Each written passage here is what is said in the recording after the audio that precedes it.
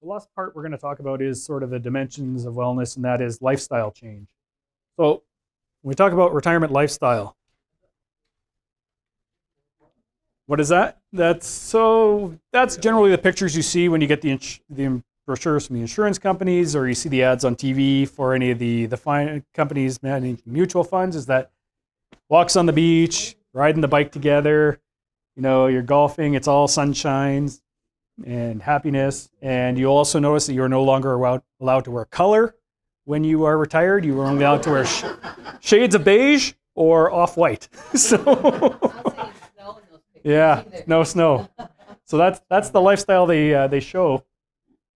And then there's your reality. So there's the snow for you. So, because yeah. Well, I'm pretty sure the gold chain is keeping them warm. So, but yeah, but the reality is with retirement, those other pieces are breaks in retirement, right? There, the vacation there, yeah, you get out for golf here and there. But a lot of the stuff that was there before hasn't gone away. You still need to shovel the snow and mow the lawn. Some people will still need to work part-time, whether they choose to or whether they want to. But the reality is you also have all the challenges that were there before that are still going to be challenges in retirement. You just have more time for them. So if you have challenges in the family, the challenges that you've been dealing with, whether it's kids or whether it's grandparents or your parents or other individuals, those things are still there the next day, right? They're not gone, and that can affect your retirement reality. Is just knowing that you have to be prepared that you're going to be able to do some of the stuff you want, but you also still have all the same stressors except for work that were there before. And so it's just managing expectations in a lot of cases. Some people will love retirement and they will jump right into it. Others need to think and plan further ahead because they just need to have active minds and they're not sure what to do when they have that much idle time. So finding ways to make sure you can be busy and keep your mind going are going to be important. Yeah. Yeah, a lot of people come back to work because they thought, okay, I'm financially ready, and I've seen this with a number of people, and then they're not mentally ready to be there, right? And that's the bigger part. Yeah. So if work is your hobby, one, that's scary. Two, it's but you do need to find things that you do enjoy, whether it's yourself, but also if you're with a spouse or a partner, finding somebody that things you have in common, right?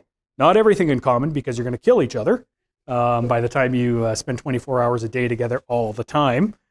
But some stuff in common to reconnect you, and that's tough, right? Because even in retirement, you now have all this time together where if you're going through the day-to-day stuff, especially if you've been through the cycle of raising kids and working and everything else where you didn't have a lot of time to connect because you're too busy managing a household, I can tell you that's kind of where I am right now, is that a lot of it is, you're managing kids' activities and where they need to be. And so finding the time to connect can be tough. And then suddenly you're thrown back into it where it's the two of you again all the time.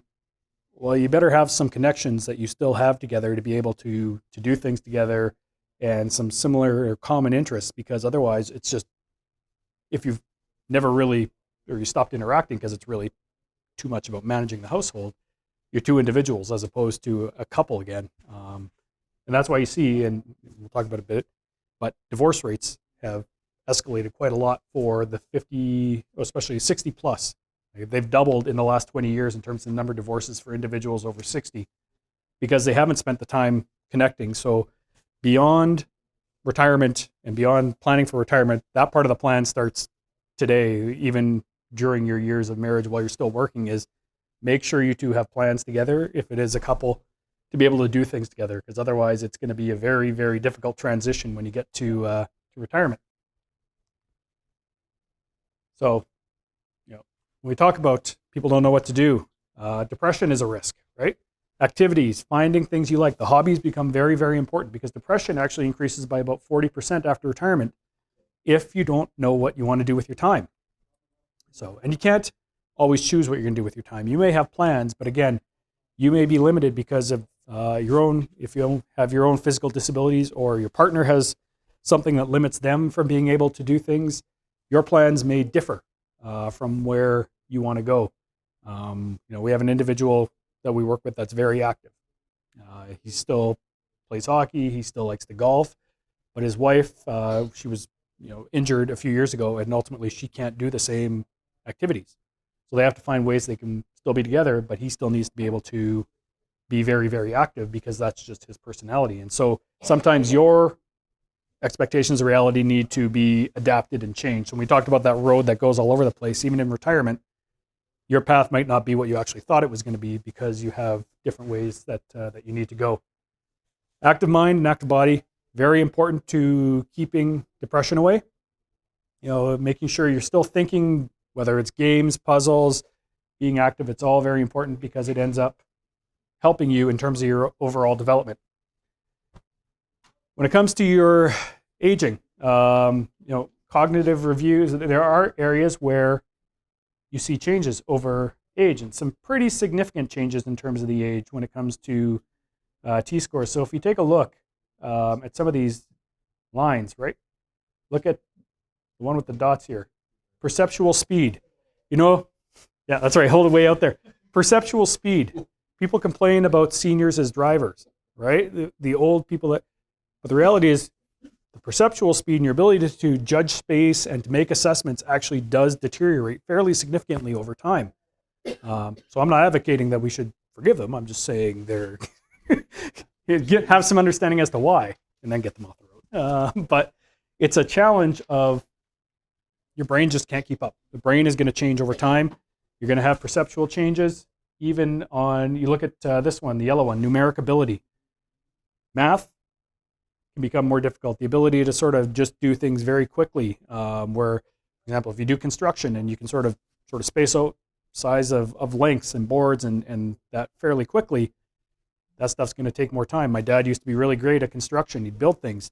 Now I have to do a second measurement to make sure we have the board the right length, or we're going to do a second board because it's going to be an inch too short. Yeah. Well, we cut twice apparently. So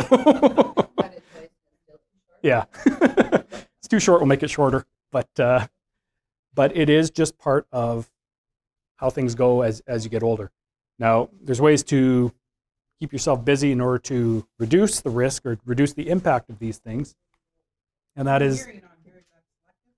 What's that? Hearing, is that selective? It's selective, yeah. That's just a male issue.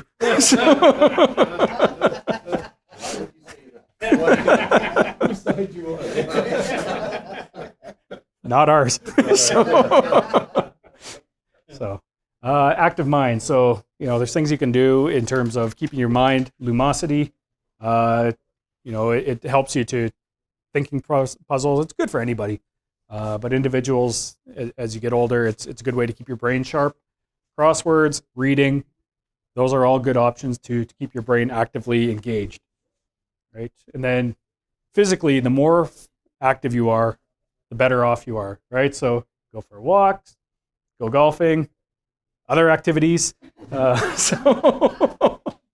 So you laugh, but it is a big part. In fact, in terms of growth, in terms of risk of STDs, it's the senior population, especially at that higher age, that is actually the highest risk for STDs now, because they still want the connection. It's an emotional connection, physical connection, but ultimately, it's the retirement homes actually have become it is a challenge in some cases now because of that need for that connection still. So maybe that's the prescription drugs at 85. That's the 2200. But staying active is very important, regardless of how you do it. But you just need to be able to keep your body in shape and keep it going. So lifestyle is very important. You have to have the plan, because how do you use your extra time? Working is a big part of your day, right? You think about when you get up, maybe you make breakfast to get the family ready, shuttle them off, get dressed, go to work, come home, you finish off, you make dinner. By that point, it's 6 o'clock at night, right? So The first part of your day is completely dedicated to getting ready to work, going to work, eating dinner, and you have very little time. You have an evening. Now, you get up and you have all the time in the world. And you got to figure out what are you going to do with all of that time, because it's not like you're spending 8 hours a day in terms of the work side. And you have a plan to do what you want to do and to keep busy. The big thing is with, especially if work has been your life and those are your colleagues, is when you retire, you're not there the next day. They're still at work. So their connection and their network is still the work network. You've got to figure out how to connect with people outside of work, because you'll see them, but not as often, right? And you can go and drop in, but if you start dropping in every day for 8 hours a day, then they're probably going to say, maybe you shouldn't have retired. But it's the same, like for a single person, I know a couple of my friends that have retired. Mhm. Well, I'm still working, but they still want to go for coffee every night because they're lonely, they've been by themselves. Yeah. And it's hard. It's a challenge, yeah. And so you need to find other social networks and things that you can connect with other people. Maybe you make new friends, but you do need to find avenues to keep yourself engaged and busy. And you don't want your hobbies to become your job. So I worked with a guy in Calgary. He retired twice. I think retired a third time, which actually took. But the second time he retired, he had gone and retired in April. He's a big fan of golf. He really liked golf more than pretty much anybody I've ever known. And so he golfed. He had a membership at a club, and he golfed and he golfed and he golfed. And by the end of July, he was back at work because he had golfed so many times. He had golfed 130 times from May to July. He would just golf twice a day, every day. And that golf stopped being fun and started being his job, right? So make sure you diversify your hobbies. Make sure you actually got a number of different things that you're interested in doing. Volunteering is a great way to spend some time. Part-time work might not be a bad thing. You can use your expertise and apply it in other spots where you have some flexibility to choose when you want to work, when you don't want to work. But you do have to find ways to not just replace one thing with another and actually have a plan in retirement. So thinking about what you want to do, when you want to do it is important. If your social network, so we talked about that. What is your network? If you're single, it's a challenge, right? Have you and your spouse planned together? So the biggest thing when we have these discussions and talk about this is when you turn and look at the person next to you and say, okay, what are we planning to do in retirement? There's usually, blank stares because you haven't thought about spending all your time together all the time. And you don't want to do that. But are you prepared for the extra time? The other part is if one of you is retired first, they sort of get a routine, right? They figure out, I'm going to do this in the morning. I've got this. And then you come along and retire. And it's like, all right, let's do everything together. Well, they've got their routine.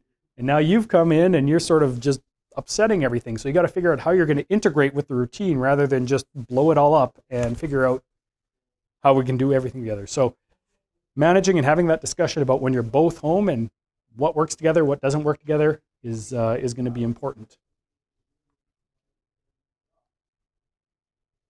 We'll talk a little bit about insurance and estate planning. We're not going to spend too much time on it, and then open up if there are any other questions. We've had questions back and forth through the whole thing, so that's been good. But different types of insurance are out there. And I'm not going to advocate and say you need to get all these, or because I'm not here to sell you any insurance. I'm just going to talk about them. Ultimately, it's for you to talk with either a financial planner and with those that are important to you to figure out what you want. So how much coverage do I need? Well, health insurance, covers medical, dental, other health expenses. I will say you will probably need some form of health insurance. So that one I will try and get you to look at when you're in retirement. When does it get paid? When you incur an expense, so you just submit the expense, get reimbursed as you submit them. And when do you need it? Once you've left your group coverage as an active employee. That's when you're going to need it. Critical illness. Does anyone here know what critical illness benefits are? Yes, no? A few of you? Okay. So critical illness coverage is expenses related to a serious illness. So if you have cancer, if you had some sort of severe something with kidneys, liver issues. There's a whole list of things where it could fall under in terms of covered illnesses. Depends on the policy you get, but you can sort of list off what gets covered. But when you're diagnosed with a covered condition, what happens is you get paid a lump sum of money. So, for example, if you said, I'm going to get $50,000 in critical illness coverage, if you were suddenly diagnosed with cancer, you would get paid, make the claim and you get paid a lump sum of whatever it is, $50,000 if that's your policy.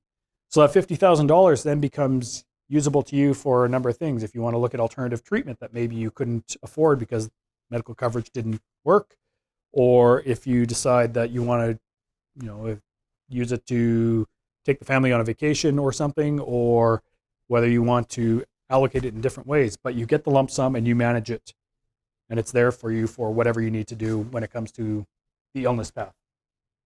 So long-term care. So long-term care is your cost of care over a lengthy period. So we're talking about when you end up in moving to a retirement residence. So when you're unable to perform activities of daily living or require supervision, so when you actually need monitored care. So how does it get paid? You get reimbursed, or it pays a benefit. It may be one-time payment, maybe a recurring monthly payment, depending on how you set up the policy. But the idea is that what it's going to give you is flexibility. So rather than being sort of limited to, say, one option because that's the home that is a retirement home that's available, whereas there's other ones, but they cost money, a long-term care policy might actually give you the flexibility to be able to look at those other options and look at different locations that you might want. So it gives you flexibility to rely on, so you're not draining down your assets, because these retirement homes can also be very expensive, right? And so having a policy that actually pays some of that as opposed to using your pension to just pay for long-term care facility can become an option. So that's a down the road one. You probably don't need it when you're 65, but as you're getting closer to the 80 and 80 plus, it may be something you want to look at, especially just when you're getting to a point where maybe living at home is not going to be an option on your own anymore. So what kind of coverage do you have with MEB? Well, you do have a handful of coverages. So if you have basic life insurance coverage at MEB, and you're eligible for post-retirement life insurance. So you do have insurance right now. Some of you may have contributed or decided to put optional insurance on as well, as you can do that through the plan. So the amount that you can do in post-retirement is going to be based on your level of coverage at the date of retirement. So whatever you're covered at currently or at the point where you retire, you can continue to get coverage through to retirement. Premiums are deducted from your monthly pension. So again, if you want the coverage, you want the life insurance coverage through MEB, it actually just gets deducted off your pension. So your pension will be paid as a net to you after deducting that piece. So you can do it in advance rather than remitting a check every month. And at age 75, that coverage drops to $5,000 and your premium payments cease. So no matter what, at age 75, you stop paying premiums, but the insurance coverage drops down to $5,000. No matter when you pass away, even if you're 95, that $5,000 will get paid. But up to 75, you have the flexibility to add that coverage, add insurance coverage based on the rates that you were getting or the insurance that you had before you died. Okay, and you can elect to the $5,000 paid up policy at any time if you do not want to participate in the life insurance plan. So if you don't want to take coverage in retirement, you say, you know what, I'm good. I've got other coverage. I don't need the MEB life insurance coverage. Then you just go to the $5,000 policy. There's nothing deducted off your pension, and you just have that $5,000 plan going forward. So you have some flexibility in terms of insurance options under the plan when you retire, if you so choose, or you can go outside. But just as you're going through, and if you're talking to a financial planner, make sure that you're aware, and you can bring this up, that you can get coverage through the plan as well, and then compare the rates. Because some of you may be able to get better rates outside, some of you may not. Hard to say, but you might want to take a look at it. Okay. Other insurance considerations. So review your home insurance if you are residing abroad part of the year. So if you're down in Arizona or Florida for a few months of the year, make sure you understand when visits are required. I have a cabin down just south of Winnipeg. Found out one of our sewer pipes had frozen because we had a slow leak in the toilet.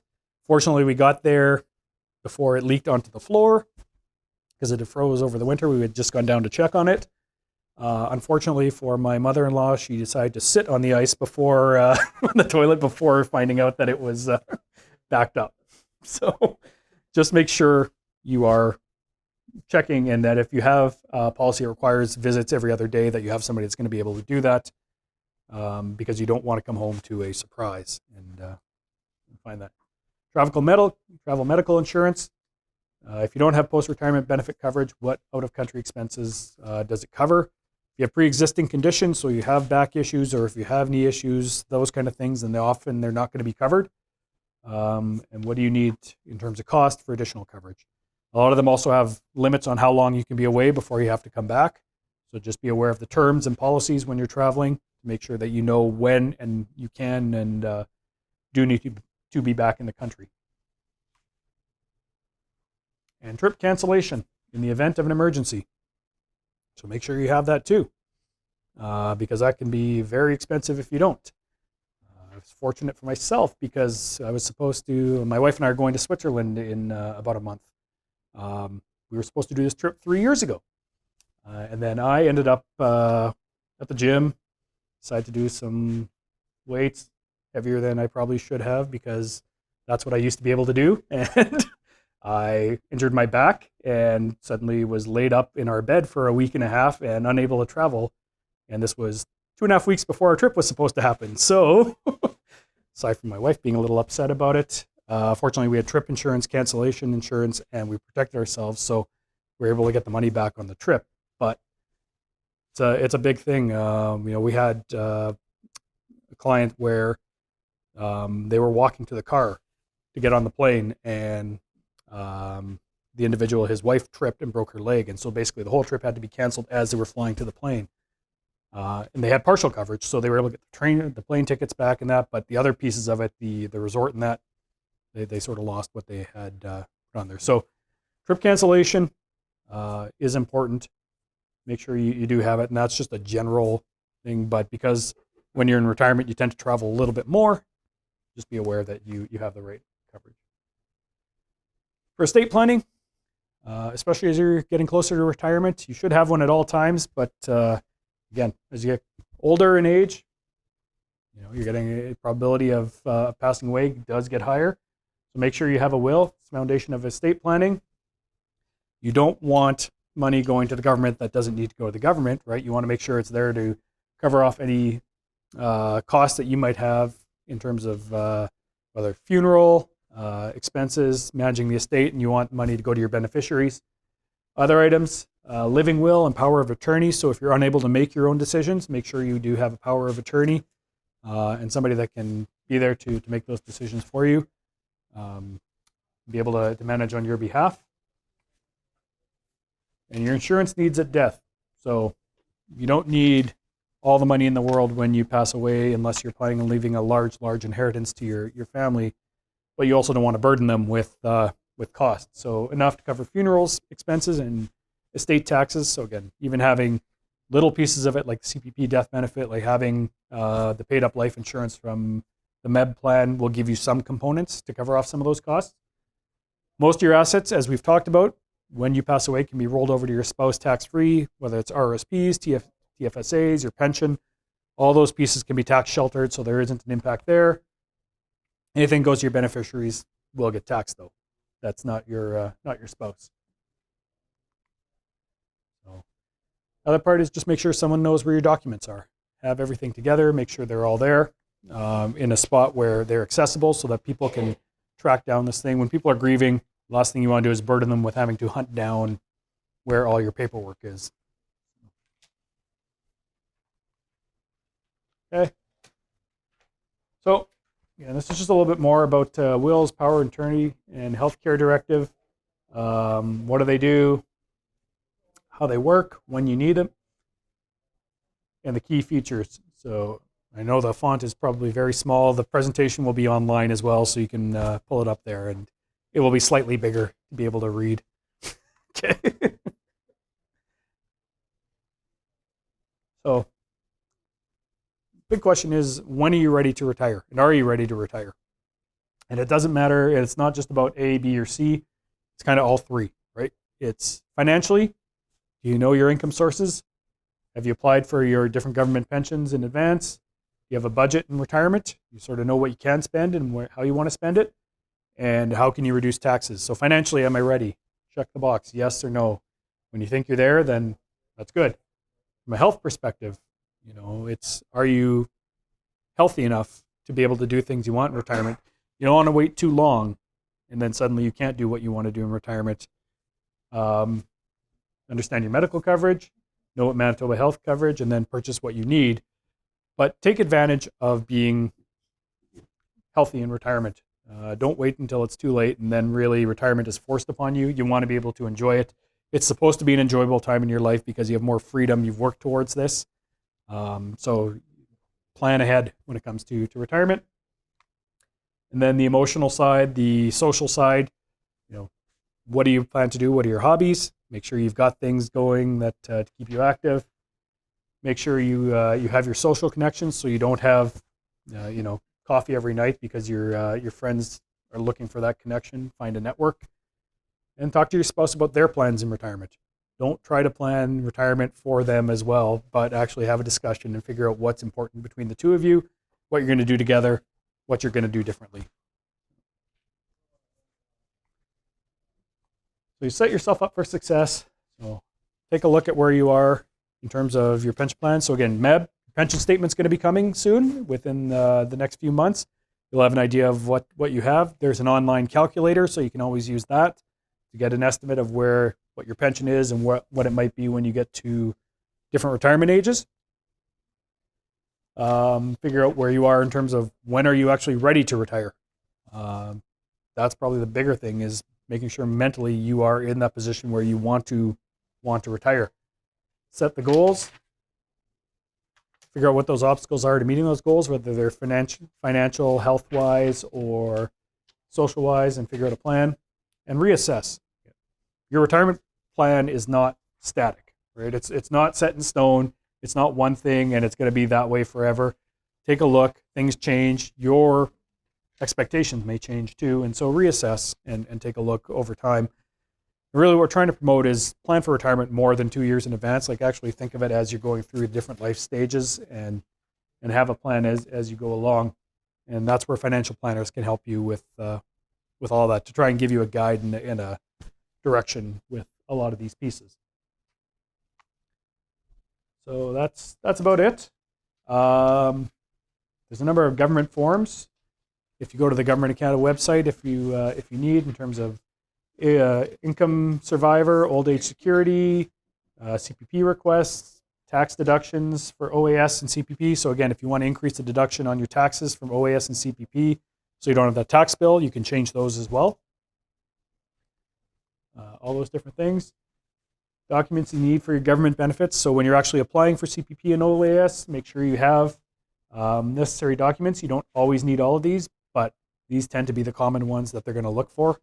So birth certificates, SINs, citizenship, those types of documents. And then some useful links. So the MEB website is there. If you want more about your pension plan, Service Canada when it comes to the government benefits. GetSmarterAboutMoney.ca. It's actually a very good website, not just for retirement planning, but overall financial planning at every stage in life. So they've got things for university students, for if you have kids, learning how to budget in those first stages of your working life, mid-career, and in retirement. So it covers the broad spectrum of financial advice and just some tips and guides that are out there. It's a really good site to take a look at, no matter what age you're in, or if you have, even if you want to teach your kids about money, it's a good place to start. And then the Manitoba Health Seniors and Active Living site. So again, the guide for pharmacare, for the different health benefits that are there, and what Manitoba provides is at that website as well. So that is it.